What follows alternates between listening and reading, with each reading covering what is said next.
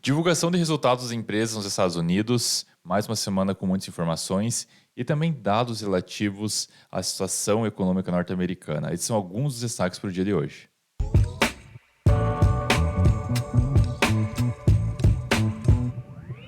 Bom dia a todos, sejam bem-vindos a mais um vídeo aqui na Valorama, 10 minutos de economia. Hoje, terça-feira, com cara de segunda-feira, diga-se de passagem, dia 2 de maio de 2023. Você que está conosco na escuta, não deixe de dar o seu like nesse vídeo e também de fazer a subscrição nele. Acaba nos ajudando bastante com a divulgação das informações e de tudo aquilo que está movimentando os mercados e os investimentos.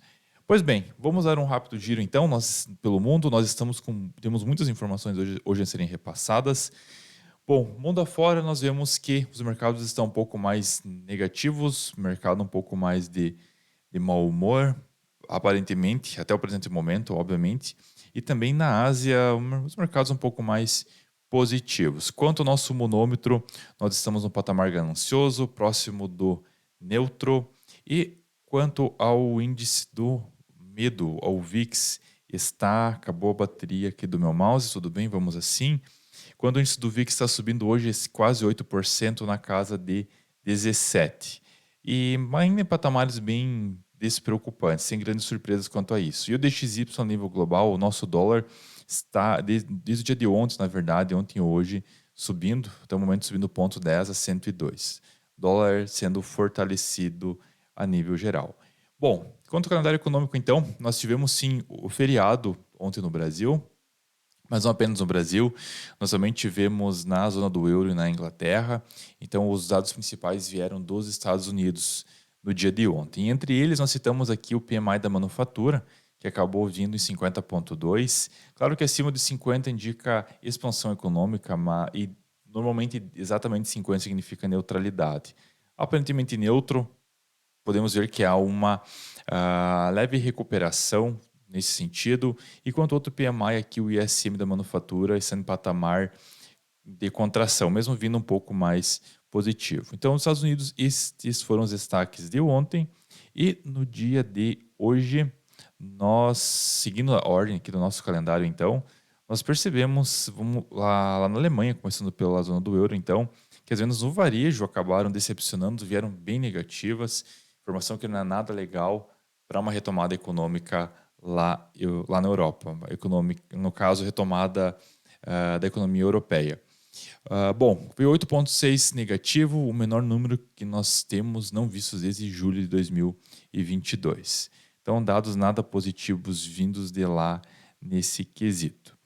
Quanto ao PMI, também na Inglaterra, da manufatura, nós tivemos o que acabou vindo agora para o mês de abril, também patamar de contração econômica lá na Terra da Rainha, nada legal. E a prévia inflacionária, não é o oficial ainda, veio em 5,6%, inflação sendo aos poucos controlada por lá, mas ainda longe da meta inflacionária, que é de 2%. Claro que a prévia, então, não é o dado oficial. Pois bem, tivemos então algumas informações aqui. Vamos dar início, então, principalmente o que movimentou o dia de ontem, final de semana, foi em relação ao First Republic Bank, o banco norte-americano que já tinha decretado falência esses dias e que acabou, inclusive, assustando os mercados. E eu acredito que possa ser um dos motivos que hoje os mercados, a nível de mundo, estejam um pouco mais pessimistas. Claro que houve sim a absorção do JP Morgan, esse aqui o CEO do JP Morgan acabou fazendo a absorção dessa massa falida do banco, né? E claro que nós temos aqui, só fazer um comparativo, inclusive, né? Que o First Republic acabou sendo o segundo maior banco que acabou quebrando nos Estados Unidos. E quando nós temos aqui uma ordem que consta quais são os maiores bancos, nós temos aqui que teve o Washington Mutual, que acabou quebrando lá em 2008, se não me falha a memória. E First Republic acaba sendo o segundo banco que acaba tendo problemas de solvência. Juros muito baixos, crédito mal concedido, acabou levando o banco a essa situação. Mas menos mal que nós temos o JP Morgan, que é uma das maiores instituições do mundo, que acabou inclusive comprando essa dívida.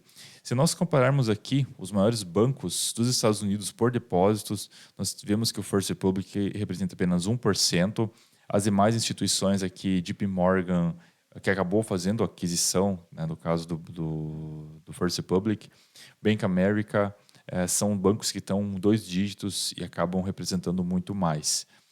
É claro que esses, primeiro, está por ordem de tamanho dos bancos, né? JP Morgan, Bank of America, Wells Fargo, Citibank, são os que detêm a maior parte do sistema financeiro Yankee, né, norte-americano.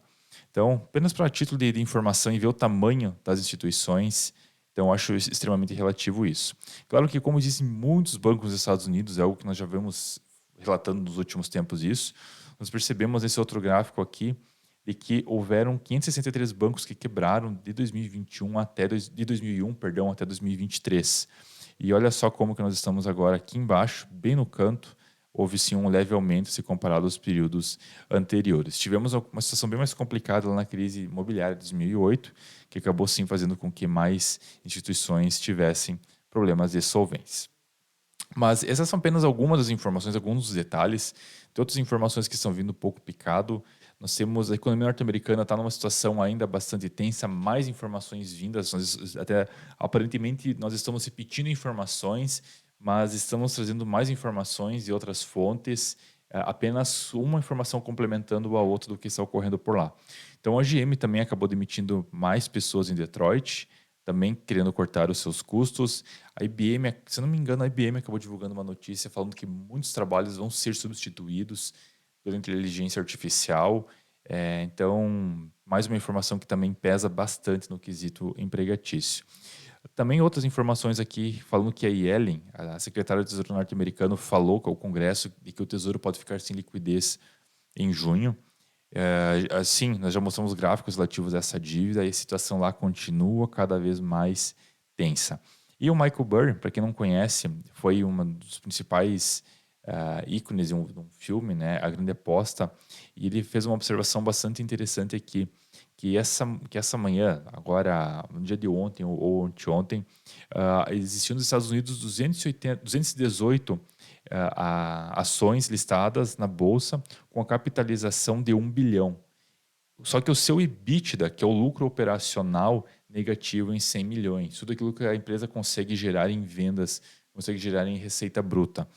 Então é engraçado que as empresas capitalizadas em 1 bilhão, mas que estão tendo um prejuízo nas suas operações. E 29 dessas empresas têm uma capitalização de até 10 bilhões, totalizando 650, mais de 10 bilhões, totalizando 655 bilhões. E ele está dizendo novamente, toda essa silliness, toda essa bobagem, toda essa idiotice deve uma hora ou outra, o mercado deve perceber do que realmente está acontecendo. E de fato é curioso como que você tem uma capitalização tão acentuada de 1 bilhão, mas essas empresas estão com o lucro operacional negativo. É um dado curioso, uma informação curiosa que ele acabou trazendo.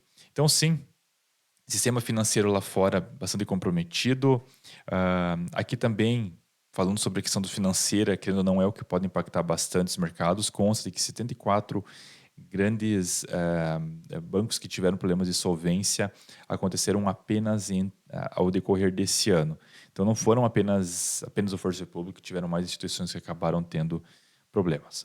Bom, vamos aqui então, estamos chegando no nosso limite, vamos ver aqui relacionado informações sobre a nossa agenda, né? Sobre as empresas que estão fazendo divulgação dos seus balanços. Tivemos mais algumas, entre as principais aqui listei a Pfizer, que era esperado 16 bilhões no primeiro trimestre, veio 18 bilhões, melhor que o esperado. Nós temos a Uber, que era esperado 8,7, veio 8,80 bilhões, melhor que o esperado. E também aqui o HSBC, que é um banco lá de Hong Kong, também extremamente conhecido, acabou surpreendendo e teve um lucro bastante considerável agora no primeiro trimestre. Bom, sendo lá de fora, vindo aqui para o Brasil, então, no Brasil nós estamos também no calendário de balanços, então nós vamos ter divulgação de inúmeras empresas agora ao decorrer dos próximos dias, então vamos trazer bastante assunto aqui relativo a isso. Também tivemos a divulgação do Boletim Focus pelo Banco Central Brasileiro. A expectativa da taxa de juros é de queda para os próximos 4 anos, segundo esse prognóstico. O dólar também para se manter leve aumento também, mas sem muita diferença, próximo da estabilidade. E mais informações aqui também relativas sobre no cenário corporativo, né? Que as lojas americanas, um dos diretores da empresa com mais tempo de casa decide renunciar. Informação nada positiva para as americanas que já vêm sofrendo bastante com toda essa situação que quem acompanha o noticiário sabe, o problema que ela enfrentou desde o início do ano agora. E também outra informação aqui que o governo está fazendo, que é uma proposição de uma linha de crédito para a Argentina. Ainda não está oficializado, mas parece que vai ser oficializado ao decorrer do dia de hoje ou ao decorrer dessa semana.